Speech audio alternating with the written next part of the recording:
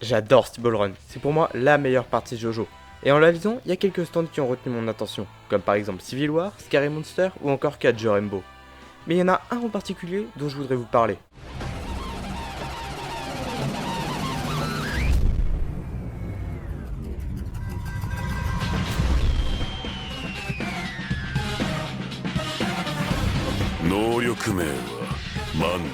J'ai vu plusieurs personnes dire qu'il était abusé, que c'était l'un des meilleurs stands de la série, mais en fait, peut-être pas.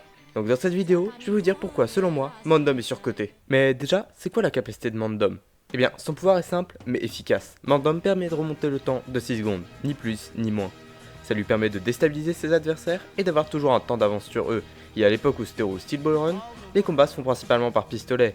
Et s'il rate son tir ou qu'il est blessé, il peut toujours rembobiner le temps pour se soigner ou rectifier son tir. Alors oui, ça peut être fort, mais il y a quelques problèmes. Le premier problème de Mandom, c'est sa forme physique très faible. Enfin, même plus que faible, puisque comme The Lock de Tamami Kobayashi, l'apparence du stand n'est là que pour montrer qu'il est actif. Et face à un stand avec une grosse puissance de frappe, comme Chris Diamond ou même The World, pour comparer à un autre stand qui manipule le temps, je doute que Mandom puisse faire quelque chose. Puisque, par exemple, dans un combat contre The World, Ringo pourrait attaquer en premier, ça ne changerait pas l'issue du combat, puisqu'il ne pourrait pas infliger un coup fatal à Dio. Déjà parce que c'est un vampire, mais surtout parce qu'il pourrait arrêter le temps afin d'éviter la balle, un peu comme ce que fait Jotaro contre Rat dans la partie 4. Mais vu que Dio peut arrêter le temps un peu plus longtemps en raison de sa nature vampirique, il pourrait profiter du temps qui lui reste pour riposter et exploser le crâne de Ringo, le tuant instantanément. Ensuite, Ringo, le manieur de Mandom, est obligé de rembobiner les aiguilles de sa montre pour activer la capacité de son stand, ce qui le désavantage pas mal contre les autres manieurs qui ont juste à crier le nom de leur stand ou de la capacité pour l'activer. Il suffit donc qu'il ne puisse pas toucher à sa montre pour le rendre quasiment inoffensif, ce qui est pas forcément compliqué à faire. On peut par exemple lui voler sa montre grâce à un stand comme Harvest, ou, pour reprendre l'exemple de Dio, arrêter le temps, détruire la montre.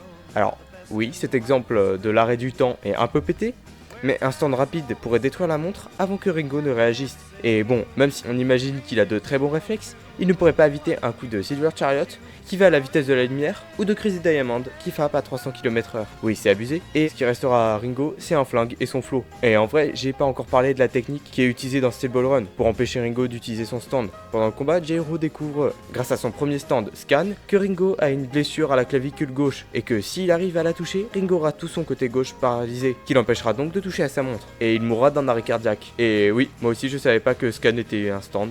Je pensais que c'était juste une capacité liée à l'œil. Mais bon, en réalité je triche un peu sur ce point, puisque dans la description du stand, on apprend que cette action était en réalité un blocage psychologique que Ringo avait. Donc en vrai, s'il avait survécu au combat, Ringo aurait peut-être été capable de rembobiner le temps sans toucher à sa montre.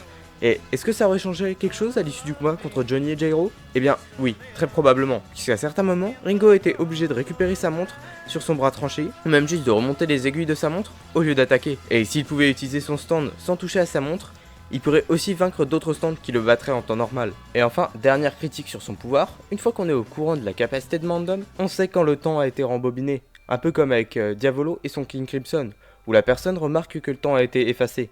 Et bien là c'est pareil, on conserve ses souvenirs et Ringo a une fâcheuse tendance à expliquer son pouvoir à ses adversaires afin que le combat soit le plus équitable possible, ce qui déjà en termes de stratégie est complètement con, mais surtout ça enlève l'effet de surprise. Et vu que le stand n'a aucune autre capacité offensive et repose justement sur un effet de surprise qui permet de désorienter l'adversaire, c'est assez stupide puisque ça permet à l'adversaire d'adapter sa stratégie afin de contrer l'unique capacité du stand. Et en effet, Ringo est un très mauvais utilisateur de stand. Alors attention, je dis pas que le personnage est nul puisqu'il permet au protagoniste d'évoluer mentalement, mais la façon dont il se sert de Mandom est très mauvaise alors qu'il a eu le temps d'apprendre à le manier, puisque son stand s'est éveillé quand il était enfant.